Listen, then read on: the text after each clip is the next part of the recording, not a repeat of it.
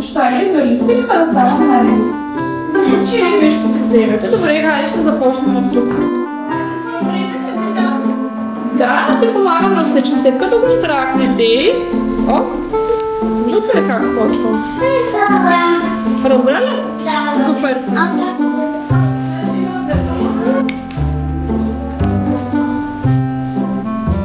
Тук, където е мястото с лепилото, затискаш хубаво цветенето да залепне.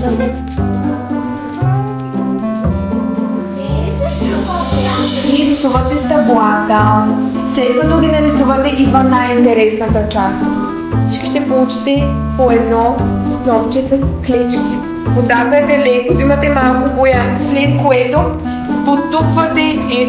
потупвате ето така в края на стъблото, нагоре.